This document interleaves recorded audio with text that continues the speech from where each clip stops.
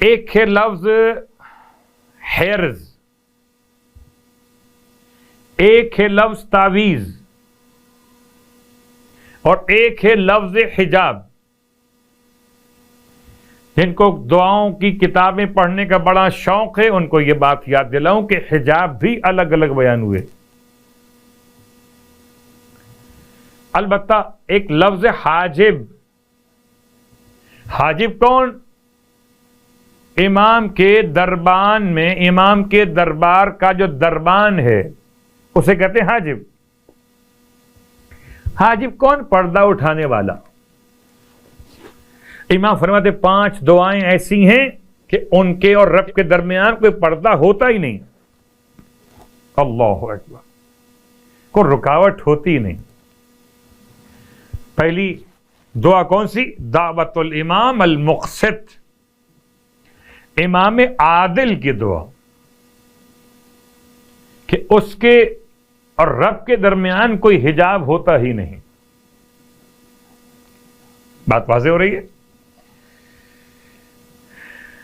امام عادل کی دعا، امام عادل کی دعا. اگر امام عادل کی دعا چاہیے تو امام عادل کے حق میں دعا کرتے رہیے. دعا اللہم کل ولیک الحجۃ ابن الحسن، کبھی شکل درود، کبھی شکل زیارت، کبھی شکل سلام میں. دعوت المظلوم اور امام کی دعا کے ساتھ دوسری دعا دعوت المظلوم. یقول اللہ عز وجل لأنتقمن لک ولو بعد حین. خدا فرماتا ہے مظلوم سے کہ میں تیرا انتقام ضرور لوں گا، اگرچہ کچھ عرصے بعد لوں گا ضرور. تو مظلوم کی دعا خدا کی بارگاہ میں بالکل حجاب کے بغیر ہے. 5ویں امام کی روایت. اور اس کے بعد فرماتے مولا بدعوت الولد الصالح لوالدیہ، اور کسی شائستہ اولاد کی دعا، نیک اور صالح بچوں کی دعائیں ان کے والدین کے حق میں. جب نیک بچے اپنے والدین کے حق میں دعا کرتے ہیں تو دعا اور رب کے درمیان حجاب نہیں رہتا. اسی سے امام جعفر صادق علیہ السلام کا جملہ فرماتے ہیں اذا مات ابن آدم انقطع عمله عن الدنیا الا عن ثلاث.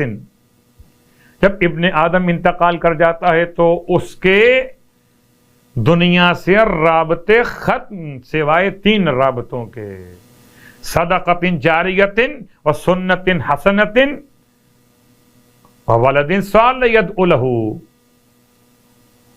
صدقہ جاریہ، سنت قائمہ، سنت حسنہ، اور ایسی اولاد جو صالح ہو اس کے حق میں دعا کرتی.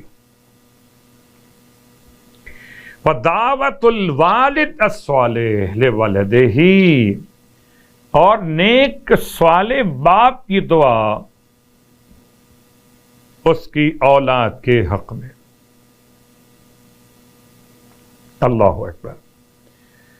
غور کیجئے کہ پروردگار نے اس مسئلے کو اتنا آسان کر کے اہل بیت کی بارگاہ مقدس سے ہم تک پہنچا دیا کہ اگر اولاد صالح دعا کرے تب بھی قبول ہے، اور والد صالح دعا کرے تب بھی قبول ہے.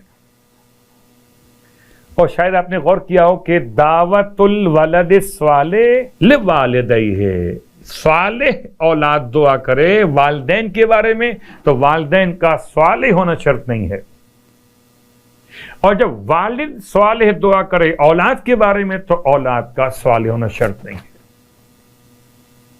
اصل موضوع ہے کہ دعا کرنے والا خود صالح ہے کہ نہیں ہے.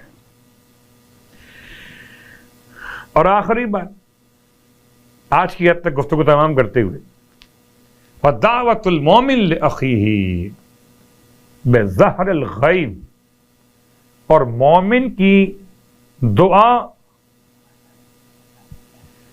اپنے بھائی کے حق میں اس کی غیر موجودگی میں. اللہ اکبر. ایک سامنے دعا کرتے میں نے آپ سے کہا دعا کر دیجئے، آپ نے کہا اللہم آمین. آپ نے مجھ سے کہا، میں نے آپ سے کہا دعا کیجئے، میں نے کہا اللہم آمین. یا الہی آمین ثم آمین. ایک مومن کی دعا مومن کے سامنے، اور ایک مومن کی دعا مومن کے پس پشت، مومن کی غیر موجودگی میں. فَيَقُول لَكَ ذَلِكَ مَسَلَہ. بس اس سے کہا جاتا ہے، اس مومن سے، کہ جو تو نے دعا اپنے مومن بھائی کے لیے مانگی ہے ویسی ہی دعا، اس کے جیسی دعا تیرے لیے بھی قبول ہے. کیا مطلب؟ اگر مومن نے اپنے بھائی مومن کے روزگار کی برکت کی دعا مانگی تو وہاں بھی برکت، یہاں بھی برکت. بڑے مکان کی دعا مانگی، وہاں بھی بڑا مکان، یہاں بھی بڑا مکان. بس آج کی حد تک بات کو یہاں روکتے ہوئے مکتب عاشورہ سے ان اطفال اور اولاد کے مصائب کا سلسلہ. اللہ اکبر. کس طرح کربلا کے میدان میں قربانیاں پیش کی گئیں. کل آپ نے شام غریبہ کے مصائب کو سنا. آج محرم کی 11 تاریخ، فرش ازا شام غریبہ کے بعد کیا ہوا؟ کربلا میں اسیروں کے کاروان کے جانے کے بعد کیا ہوا؟ آہستہ آہستہ یہ باتیں پورے عشرے بھر میں آتی رہیں گی. آج دل چاہتا ہے آپ کی خدمت میں ایسے شہزادے کا احوال بیان کروں جس کی عمر ہے 9 برس. نام تاریخ میں اس کا بیان کیا گیا عبداللہ. اولاد امام مجتبی علیہ السلام شمار کیا گیا،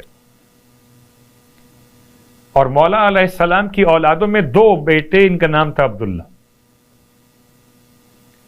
اور جب 2 بیٹوں میں نام عبداللہ ہو یا کوئی نام مشترک ہو، جیسے علی، 2 بیٹوں کا نام اگر ہو جائے تو پہچان کے لیے لگاتے ہیں اکبر اور اصغر. تو عبداللہ الاکبر ابن امام مجتبی علیہ السلام یہ الگ شہید ہے، اور ایک شہزادہ عبداللہ الاصغر ابن امام مجتبی علیہ السلام یہ الگ شہید ہے. 9 سال کا شہزادہ. اور کس طرح سے کربلا کے میدان میں اس نے قربانی پیش کی ہے. عجیب اتفاق ہے، قربانی پیش کرنے کا انداز بالکل ایسے جیسے حضرت عباس کا انداز. یعنی کیا مطلب؟